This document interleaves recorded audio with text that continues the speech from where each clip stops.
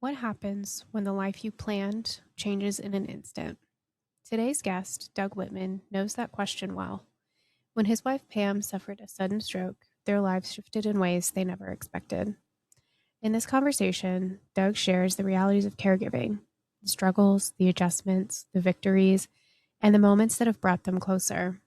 We talk about their relationship and how it's changed, how they've found ways to move forward together, and how faith has been an important source of strength throughout the journey.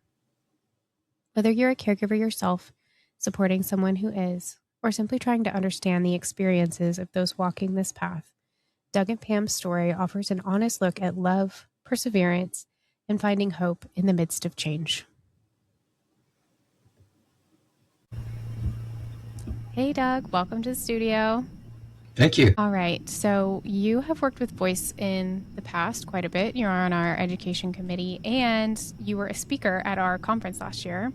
So you and I know each other fairly well, but I'm hoping you can introduce yourself a little bit to our listeners and share a little about your background. Sure. Well, my background, I'm actually in my third career. My first career was in radio broadcasting, and I started as a DJ and later became part owner of a mid-sized group of radio stations. I sold Oh, that that's and cool. went back to school and did my MBA at Duke, and I came out of that with an interest, assuming that I would go back into entertainment industry, and I instead decided to pursue healthcare. So I was in a healthcare Bit of a management. pivot. I was in a healthcare management program at Duke University, and with my MBA, and I came out of that with I went into that with a curiosity if I could utilize the business leadership skills that I developed in the entertainment industry and apply it to healthcare. In other words, to take care of people instead of entertain them. And what I ended up doing was entertaining and caring for them at the same time. So then I did that for 20 years. I ran healthcare organizations, nonprofit providers and for-profit providers. And then I went back to school and completed my doctorate and started teaching. So I'm a college professor for the last, well, actually for the last 12 years. And I've taught at University of North Carolina and at Webster University in St. Louis. I teach in the business school and I teach healthcare management. Personally, I'm tied in very closely with what voice, personally and professionally, with what voice does, and that's what interests me in your invitation to participate in this podcast today. I obviously professionally in running long-term care organizations, dealt very closely with my ombudsman. I called them mine. Because I always developed a very close relationship with my ombudsmans the moment that either the first week that I moved into a new building. And my role, just I guess it's worth saying, is I'm a licensed nursing home administrator. Before that, I was a CNA full time for a full year.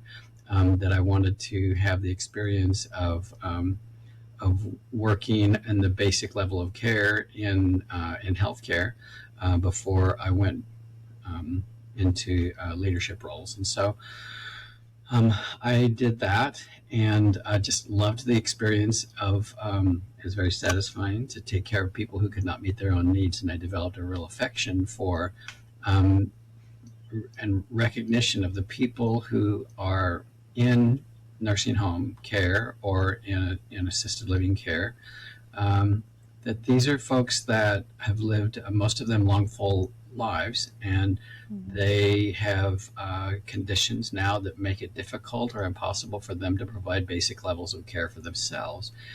And I truly, as both a CNA and as an administrator, and then later as a corporate executive, feel it a real privilege to be able to assist these people with their care. And some people look at them and say, that's not a very desirable part of society sometimes, and some people sort of avoid being around, nursing home patients or whatever, because they have tubes and they have legs amputated and they have conditions that make it not very socially appealing. And but and then sometimes people will avoid even contact with them because they feel um, that they that some people will think, well, these people brought these issues on themselves by poor lifestyle choices.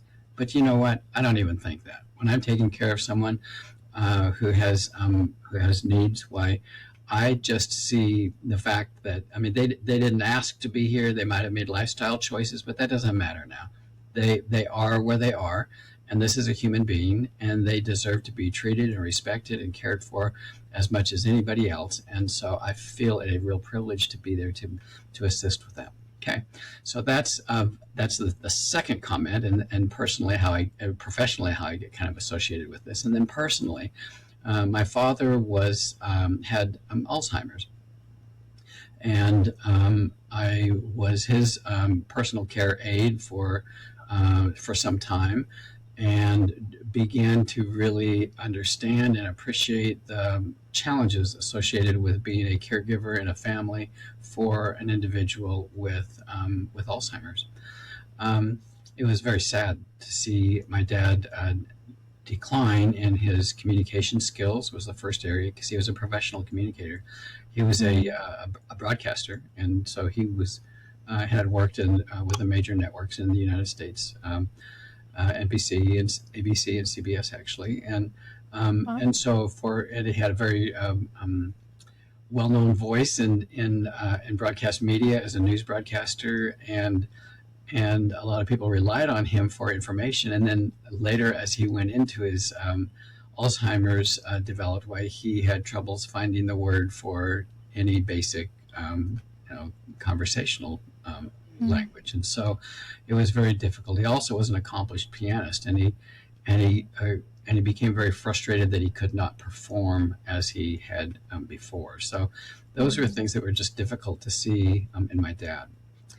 Then, I guess, if I could just continue one more step of this, and personally, um, and so while I was both a CNA and as a long-term care executive, why I took a real interest in Alzheimer's care, and went to additional specialized training and became a trainer myself for large groups of people in Alzheimer's care. And I have a great appreciation for how to communicate with and work with and support and encourage both the individuals who are suffering from Alzheimer's as well as their families and caregivers as well. All right, all that said, a year and a half ago, my life changed when, as a full-time college professor, my wife was very active. She was a 30-year veteran first grade teacher, and she had retired and was just enjoying retirement life by working in the yard and being a wonderful homemaker. And she, one day, as she was mowing the grass, she had a stroke. She collapsed and became paralyzed on her left side, and in the last year and a half has not been able to functionally improve much, and she cannot stand and cannot walk.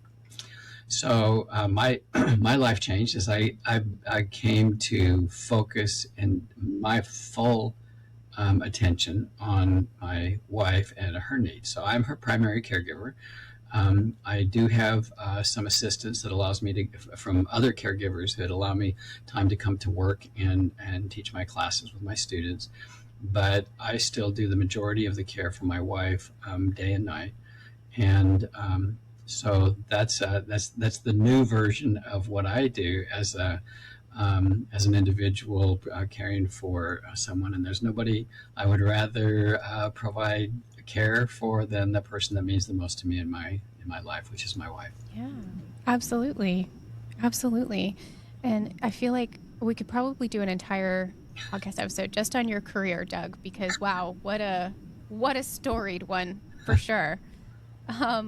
But I'm curious what life was like for you and your wife before everything changed. You said she was retired and gardening, and did you have things that you guys were doing that you were looking forward to? Well, yeah, and we live a pretty simple life. We live in a modest home, and but my wife loved working in the yard, and she would go out in the afternoon, and then still very often be working in the dark when I got home in the yard. she had a hard time going to sleep at night if she thought there was one weed growing in her flower bed. Um, and she would mow the grass 2 and 3 times a week, and she Wow. didn't just mow it; she mowed it like to the horizontally, and then she mowed it Oh. vertically, and then she mowed it diagonally, and that was Oh, how she wow. cared She for really our got into garden. it. She did, and she had her dandelion digger and would go out and dig anything that didn't look like it was supposed to be there.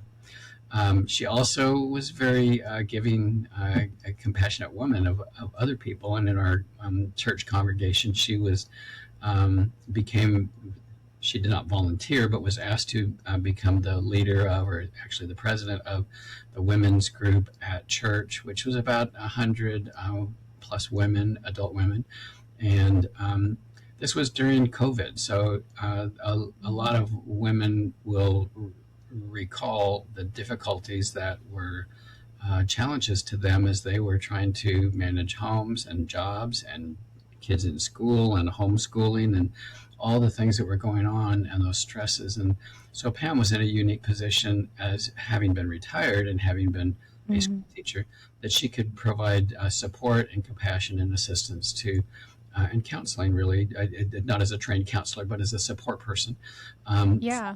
for those women. And so those are some of the things that she did. And she also volunteered with a group that did you may recall, I forget what year it was, when the Afghan refugees came to St. Louis, and it was several Mm-hmm. years, 3 years ago, I want to say. And when they were crowded at the Kabul airport to try to get out of there with their lives and with their family and no belongings, and those people just climbed on airplanes and went to wherever those planes were taking them, and they didn't know and they didn't care. They just wanted to get out of the country and out of the reach of the Taliban so that they could continue to live their lives with their family. And so Pam volunteered, and actually I did as well, with what's called the Afghan Refugee Welcome Center. And this was a place that operated 3 or 4 days a week, some daytime and some evening time, with these Afghan refugees, because these were people that they just arrived by plane and they showed up, and they did not have Yeah. language skills. They had career skills because they had been working in Afghanistan, but they did not know how to manage career development in the United States. And so there were Right. lots of things that they needed assistance with, and both Pam and I helped with. As untrained, we're not um, trained in English as a second language, but we did the best that we could with sort of assisting them in basic language skills. Pam did that with the women. I did that with the adult men. I also helped adult men with job preparation kind of things, and Pam also did some things with the women and their small babies with sort of a social type time as well. And so Pam was doing that 3 days a week, and just volunteering to help these people. And so those are the things that she was doing prior to her stroke. She was giving her time in a volunteer way to other people.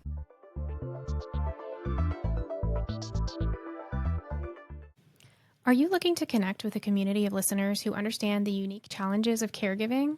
We want to partner with you. By sponsoring We're at the Age, you'll connect with a dedicated audience of listeners and help make a real difference for those managing the challenges of elder care. So if you're looking to reach an engaged audience, We're at the Age is the perfect fit for your sponsorship. Reach out today and learn more about sponsoring an episode or a whole season. Visit voicestl.org/podcast.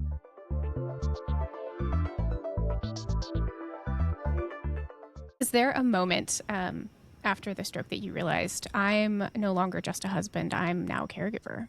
Oh my gosh! Well, that was like immediate. And Mm. yeah, I remember when she was in the hospital for a month, and I spent probably the first several days and nights just stay at the hospital with her. But then after that, I needed to start going home and sleeping at night. And so I remember when I was leaving the house, I don't know, maybe day 4 or 5, when she was still in the ICU.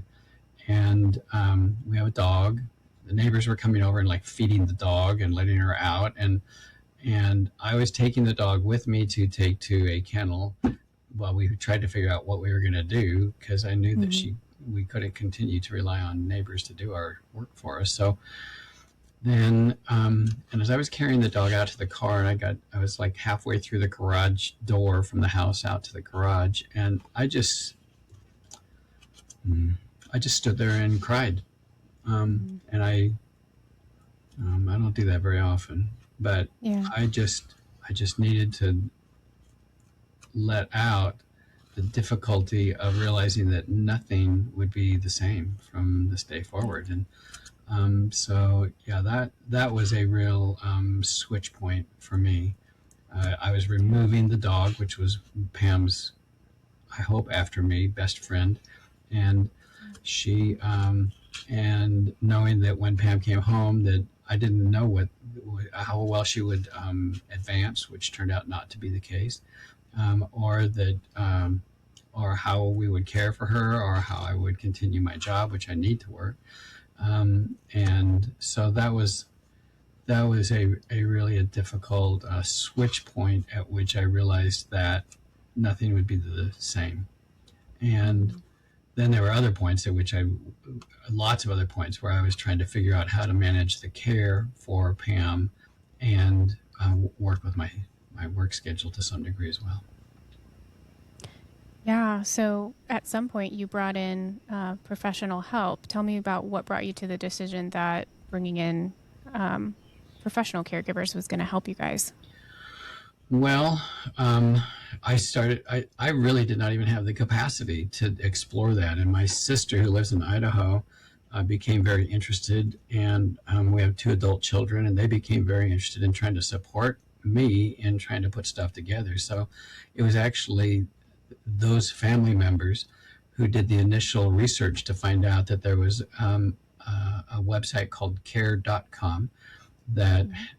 is sort of like an Uber of caregiving, Wow. and it matches up people who need caregiving, that is families who are looking for caregiving for a family member, with caregivers who are available in the local marketplace. So that's how we actually got our start. And my sister was the one who actually found the first people and interviewed them. And the only thing I had to do was basically have a Zoom meeting with them and say, yeah, that's fine. But I didn't have the capacity beyond caring for Pam at the hospital and then all the things necessary to get her ready to come home, um, and try to hold together a little bit at work, with I didn't have the capacity to stop and think or plan or work through any of that, and I was so grateful that I had people that would do that. The other thing is that we had a number of people from our church congregation that, um, uh, again, people that both my wife and I had very willingly served in the past, to help them through difficult times, and now we were the recipient of that, and that was a difficult transition because we were used to giving and serving, and now we were the ones being served, and but we Yeah. just saw a lot of Christian people, individuals, people that we barely knew from church, and families and individuals both, that would come over to our house and do the simplest things: unload the dishwasher, um, Hmm. do the laundry, clean the bathroom. I mean, things that had I just didn't have the capacity to even think about, much less do. Yeah, it's amazing how quickly those little things that you do every day just become incredibly overwhelming in those moments. What does caregiving look like in your everyday life now? When I first started, I knew that I had to have care for Pam while I came to work. So we were Right. paying caregivers that we Hmm. found through care.com. We also were paying adult daycare services that were available in the local area. We had checked several of them, and Pam's condition was such that some of the adult daycares were not able to meet her needs, and so those were not options. But we found some that were, and so she became a participant in some of those that allowed me to come to work. But those are expensive. Right. We also found, and someone said, there are agencies that are available to help people with strokes or help their families. And so I didn't know what that meant. And I'm not normally in a category where I think of getting like financially supported assistance at all. I would never ask for that. But when I learned what was available, and this was at a time where I was spending, I guess it's okay to say this, I was spending $3,000 a month on care for my wife, and Yeah. I don't make enough money to do that. That was not sustainable. But it's what I was Right. doing for the first several months, just because it had to be done. And Mm-hmm. so, but this agency offers some financial support for adult daycare, and I was really appreciative of that. And they had other services that they've also done as time's gone on, including as recently as last month. They arranged for a contractor to come over and put grab bars in the shower where Pam takes a shower. So Oh, nice. that was really a blessing that they would assist with that. Yeah, so that's kind of where we are now. Was it difficult, or is it difficult to trust someone else with your wife's care? Oh my gosh, yeah, it really is. And no caregivers are there permanently, and none of them do it exactly the way I do. Although we have some excellent caregivers who are better than me in terms of understanding with a medical background that do a better job than I do of caring for Pam and some of her needs. But so I don't want to understate that we found some really terrific people, but they're not part of our family, and they're not going to be there forever. Right. And so they have things in their lives that draw them out, and they leave and move on. We have fortunately not had to like terminate anyone, but we have had people come and go, and it's always sort of a struggle to find people to replace them. But and that's one of the things we're really conscious about is, and we're going through a transition like that right now, and we've interviewed people, and I just don't know. I mean, I meet someone, we talk on the phone, we talk by Zoom, we have a home visit, and we spend 2 or 3 hours in the same place with them, and I don't know if they're going to steal from me when they come to my home and I'm not there. I don't know if they're going to treat Pam, with respect, or so it is a forever challenge, and I don't want to be suspicious of people, but there's always concerns about who I'm letting into my home when I'm not there. What's been the hardest adjustment for you emotionally? Oh gosh, working full time and being Pam's primary caregiver. That's probably the largest difficulty. And I went through a transition there where within the first couple of months of Pam's stroke, I had made a clear decision that the Pam comes first. And when there are conflicts between my commitment to needs that Pam has or needs that I have at work, or I care deeply about my students that I teach, I have a deep commitment and connection with those people as I try to help them advance in their careers and be good healthcare administrators. So, but at the same time, I remember a very clear instance when I had a work commitment that was already set up. It was something that I had rescheduled multiple times already, and that afternoon, an hour before that event was going to occur for a work environment that other people were relying on me for, I got a call from my wife, and she was at the physical therapy clinic, and she had fallen, and she said, "Doug, I think I need to go to the urgent care and get an x-ray because I feel like one of my ribs has been broken." And so, and at that point, what I would say, I refer to this as the old Doug and the new Doug. The old Doug would have said, okay, well, how can I balance getting Pam to the urgent care and how late are they open? And I can do this other assignment at work and then go get Pam. It'll be later than she expected, but at least I'll do it. And that's the old Doug. The new Doug was Pam comes first. And so even though it was the third time I had canceled this, it was a job interview with a new faculty member that we wanted to hire. and I had canceled that appointment 3 times for one reason or another, and I had to call her up again and say my wife comes first. But I left work and went to pick up my wife, and we went to the urgent care, and we met her needs. She actually had 2 broken ribs, and so Wow. we. So yeah, that was the point at which, and now everything is so easy. It's hard, but it's easy to make the decisions, because when there's a conflict between work and Pam, Pam comes first. That's just ingrained into my brain. And Yeah. quite frankly, I consider it she is my purpose in life. I mean, I had the privilege of being trained as a CNA, and I sometimes wonder why I went through all of that. But I went through that. I think God was prepping me to be prepared to take care of my wife one day. And so, and there's nobody I would rather care for than my wife. So, I am. So I would say that was how I learned to put Pam first. Wow. My daughter is a type 1 diabetic, and we frequently have emergencies come up where the pump fell off overnight and now she's got ketones and she's got to go to the hospital, or just one of 100 things. And so I feel you in the sort of living on edge all the time of like, is everything going to be okay today, or is something going to go wrong, and throw everything off. I certainly have some experience with that as well. So getting those calls of, hey, surprise, we have to go to the emergency room, it's brutal. Mm-hmm. I'm curious, are you doing anything to care for yourself?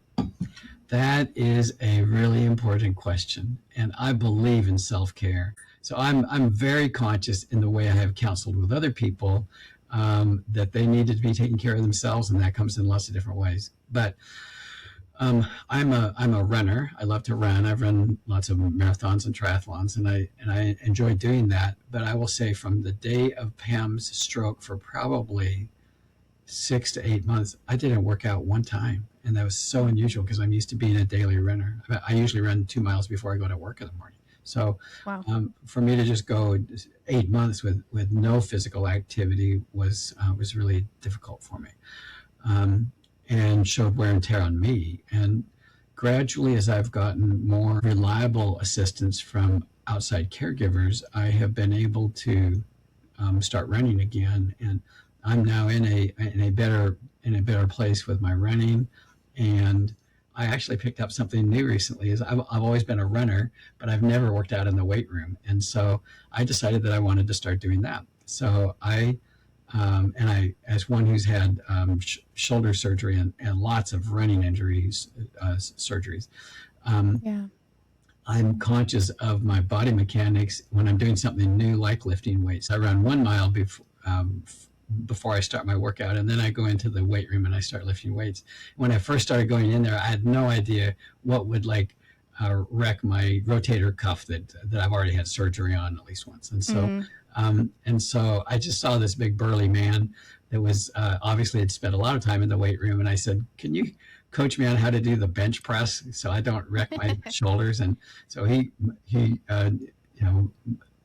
came over and he said, "Well, you do this and that, and you put your arms at this width and all that stuff." And then he turned around before he left and he said, "You know, I I would suggest that you don't put weights on the bar yet."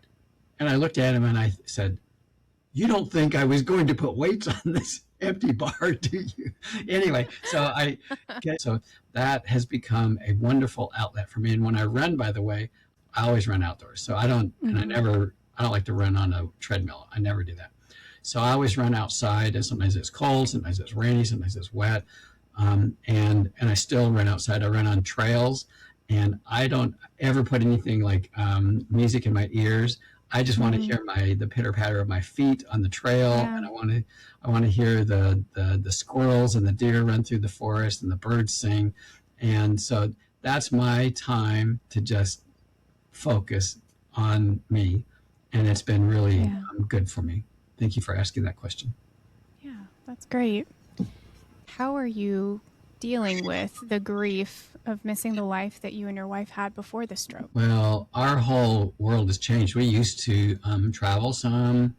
We used to do like weekend getaways.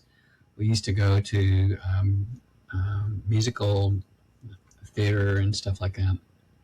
We can still do some of those, but it's not convenient, especially not to be basic, but those of us dealing with family members who are paralyzed, just getting them to the bathroom is a challenge.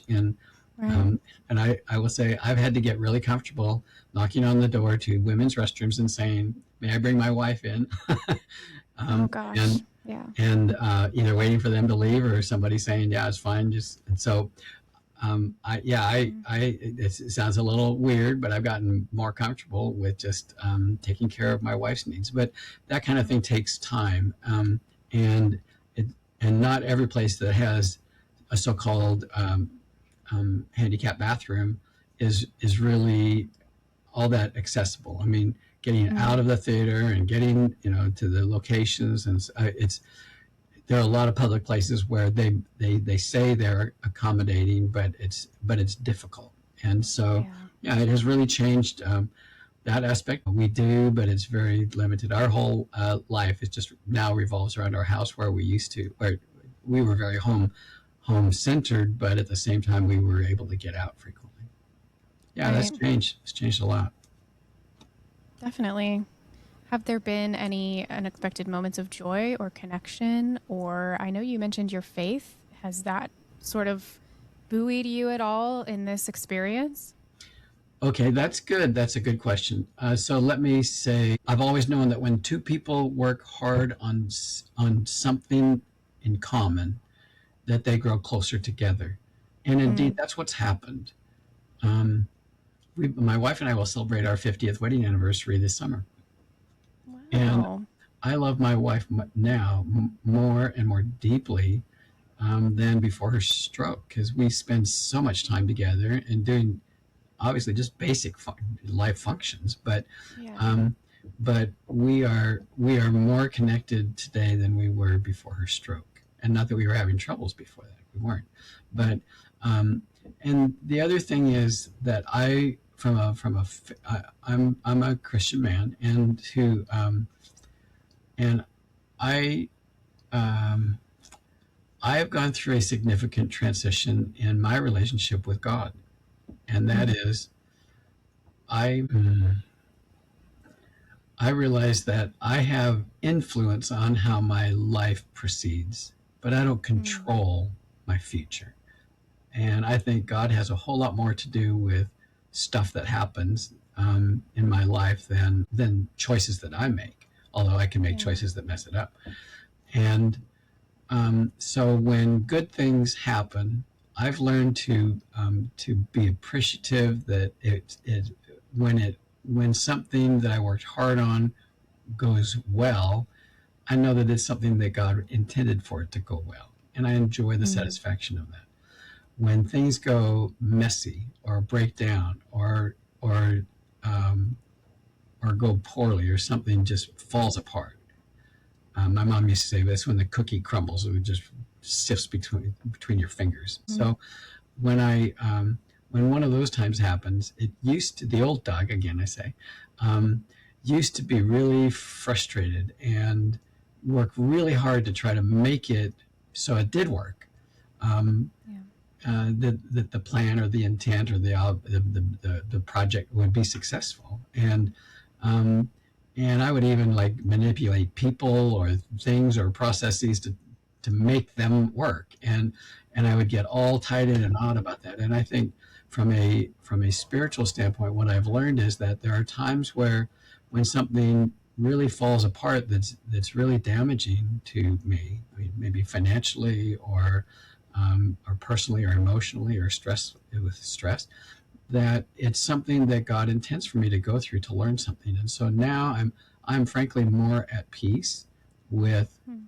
failure, more at peace with adversity and challenge, because I believe um, that those are moments where God has in mind for Doug to have a custom learning exercise or activity of learning to accept or be peaceful in a traumatic environment. So, yeah, I would say So I would say learning to accept God's will for me, submitting to God's will, and that doesn't mean that I just give up and don't have goals and do stuff. But I am far more peaceful when things fall apart than I used to be, and that's because I've accepted that that might be God's will, that it's falling apart, and there's something here that I need to learn. That's really powerful. And I think about a video that I saw recently from a physician who was saying that caregiving should be a diagnosis. That, when he hands somebody a cancer diagnosis, the next thing he should do is look at the person that's there with them and say, and now you're a caregiver. And here's the resources that you're going to need. And here's the information that you need to tap into. So I just think about that as a really interesting aspect of, something happens to someone, which is certainly the more serious and the focus, but then you've also got the people around, sometimes the person around who becomes the caregiver, and it just really changes everything. And you also mentioned, you were talking about how your faith community kind of came together in the days after. And I love to see that, especially even people that you didn't know very well. Have you continued to see that in your lives? Has your faith community continued to rally around you and support you? They really have, almost to the point of my saying, there's other people out there you need to care for. It should always be us. Yeah. I mean, I had my next door neighbor mowed my yard for a year. And quite Wow. frankly, I just didn't, I saw it growing. There was one of these awful weeds that was growing in our back planter bed right under the dining room window.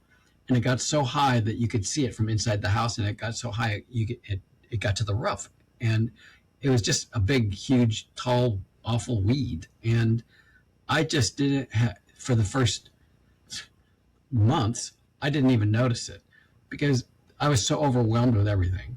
And Mm-hmm. then gradually I thought I need to go out there and cut that down. And I just didn't have the capacity to walk outside. It seems simple. You get a Mm-hmm. clipper and you go out there, and in 5 minutes you can be done with it. But I did not have the wherewithal or the capacity to go outside and do that. And so I know that the grass would never have been mowed if it had been up to me. And he just came over every weekend and mowed the grass. And Wow. I never asked him. He never asked for money. He just did it. It's just something that he did. And so that was I really appreciated that. And then the second year, I finally was getting above water enough that I could actually start mowing the grass myself, and I've been able to continue doing that. And that's one of the things I do for myself now. But it doesn't take me that long.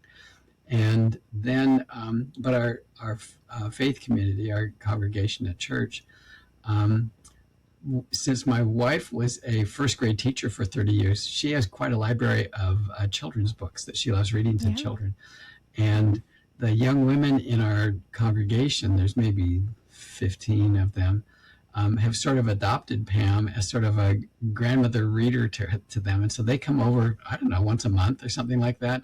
And they'll either do a service project like clean something or help us move things around in the house, or but more recently they come over and they call it their library day, and they pick out some of the Pam's favorite books from the library downstairs, and she reads those books to them, and they love that. Now they've started checking those books out and taking them home, reading to their younger children, younger Wow. siblings. And so yeah, and then every so often and a week ago we had a family that we sort of adopted, and we were supporting them when they were going through some hard times. And then after the stroke, they've sort of reversed that, and they take care of us in lots of times. And they've really become dear, dear family friends. But they, the mother, they have 5 children, 5 teenage children, and but the mother asked Pam, what would you most want to do if you didn't have the paralysis? And she said, work in the yard. And she said, pull the weeds. And so she said, which flower bed do you want me to work in? So she pushed Pam's wheelchair out into the front yard, and Pam pointed it out, and she got down on her hands and knees and started with her teenage kids, started pulling the weeds out of the front flower bed. I didn't even notice it. Wow. And so they pulled those weeds, and by the time we're done pulling weeds, then there weren't any of the flowers left on that half of that little flower bed. And so And Pam had flocks that were really healthy on part of it and just dirt on the other part after they pulled the weeds. And so the next week they came over with several baskets of phlox and on a Sunday afternoon, and they just planted them. And so there are people that just come and do things for us that we would never have the capacity to do. Yeah, these are wonderful That's Christian really people. There are a lot of them out there. That's really beautiful. I have to ask, are you able to cut the grass up to her standards? I never cut it to her standards. If I can get it mowed down with big chunks of wet grass piled up all over, I'm feeling pretty good about myself. All right, my final question for you is what would you want another caregiver who's feeling isolated or spiritually exhausted to hear? What they most don't want to hear is that God cares, and if they turn their heart to God, that God will help them see a way to get through it better. Powerful. Very powerful.